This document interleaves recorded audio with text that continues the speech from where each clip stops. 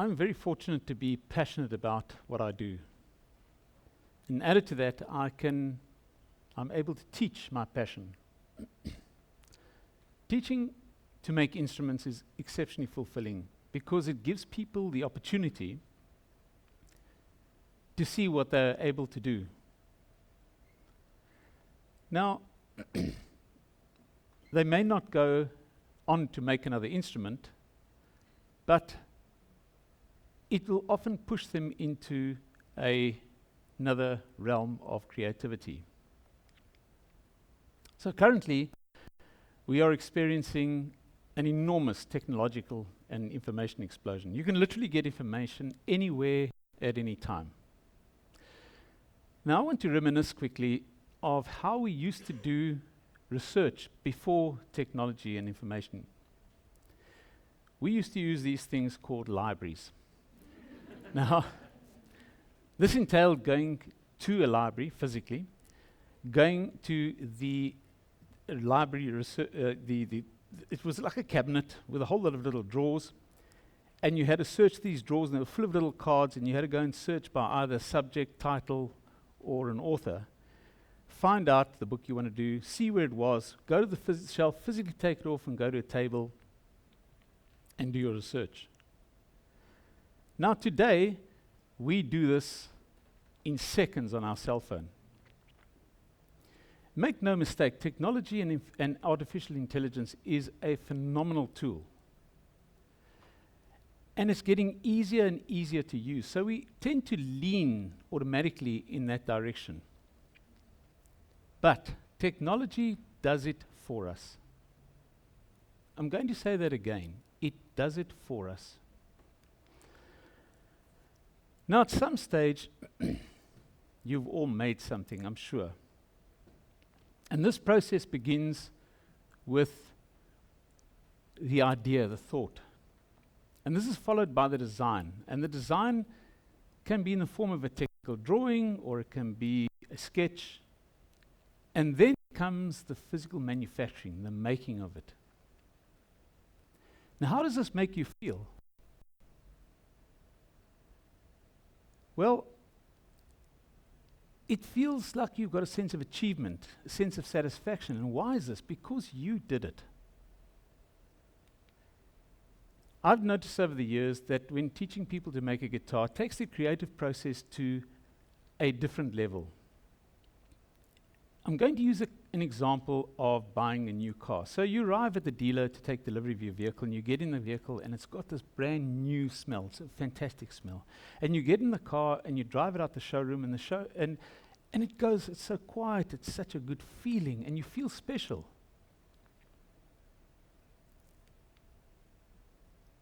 Now, in 3 to 4 months' time, that novelty begins to wear off.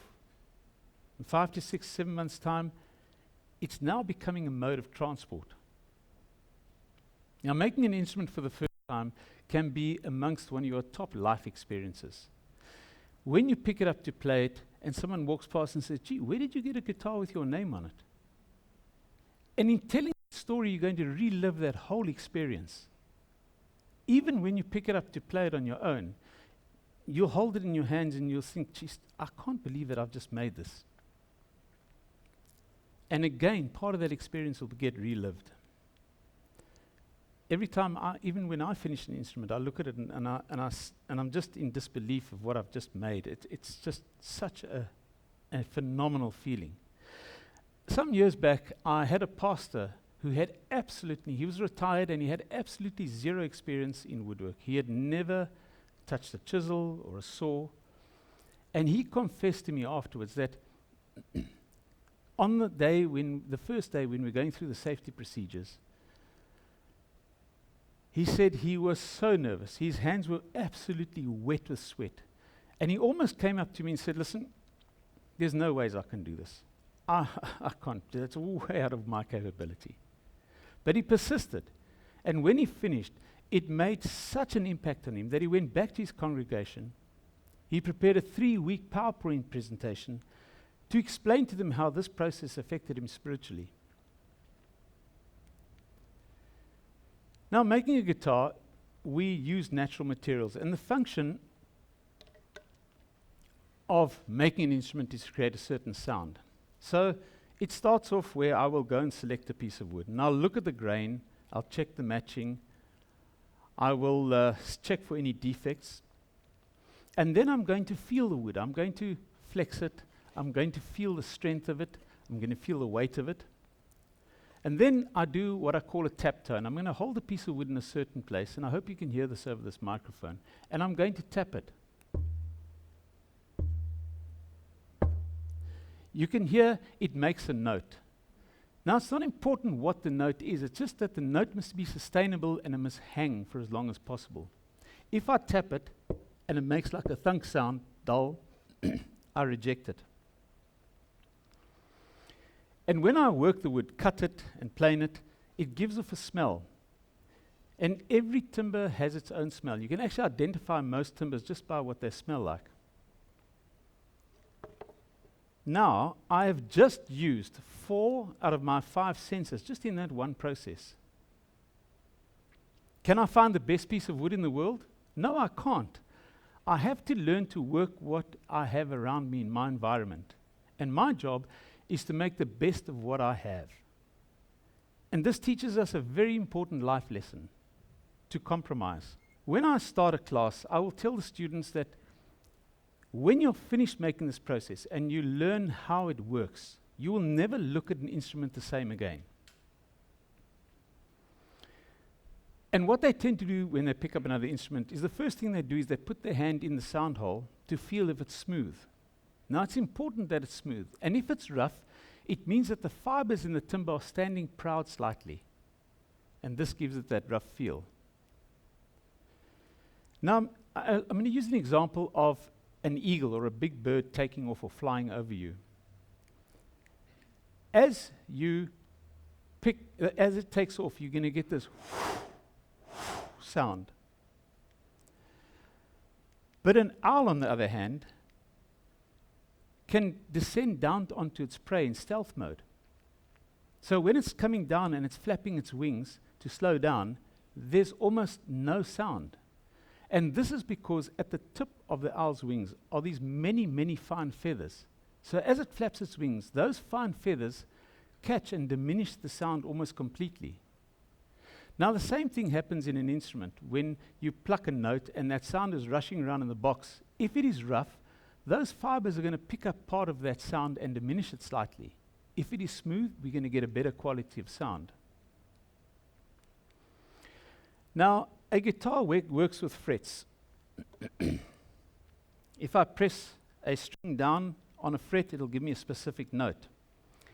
Now, have you ever wondered how these frets are placed? So, if I take the distance with the nut that's at the top here, down to the saddle at the bottom, that will give me the scale length of this instrument. If I divide that distance by number 17.817, it's going to give me the position of the first fret. I take that distance from the first fret down to the saddle, divided by 17.817 gives you the position of the second fret. If I take the distance from the second fret to the saddle, divided by the same number, gives me the third fret, and so on. Now, why I'm telling you all these hopefully interesting facts. I'm sure that all of you here ask Google questions. I know I do, often. But do you remember what you asked Google 3 days ago? Do you remember what you asked Google yesterday? Do you remember what you asked Google this morning? When learning something that goes hand in hand with making it, it has a far bigger positive impact on remembering. Now, I've noticed that when learning something and making it physically and learning how and why it works, and then understanding that process, that is when you get excited. That is when that light bulb goes on. Understanding something allows us to repeat it. And when you fully understand something, that is when you are able to teach it. Making something connects us more with our creative side. And you know, you might not know it yet, but every one of us has something that we can be creative in. Now, when building an instrument, guaranteed there are going to be challenges. But it's how we deal with these challenges that's important. And every time we make an instrument, the challenges will be different and unique. And I use the word challenges because challenges have solutions. In our daily lives, if you take a period over a year and you count the days that are completely challenge-free, in other words, there are no mistakes, you can probably count them on your one hand, maybe even half your hand. Creativity and physically working with your hands brings people together to discuss ideas, techniques. It builds your self-confidence, brings you closer to your inner self. It reduces stress because when you're physically making something and you're in that moment, the outside world stops for a while. It gives you a break.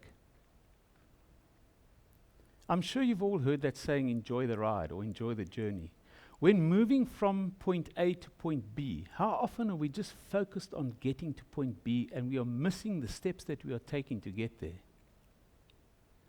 Physically being creative and doing something, you are walking the steps each time because you're building the steps to the end and the end product. If we look around the world today at the many, many awesome achievements that have been created by the hands of human beings, we can only but realize that when making something physically is without a doubt definitely part of who we are. Thank you.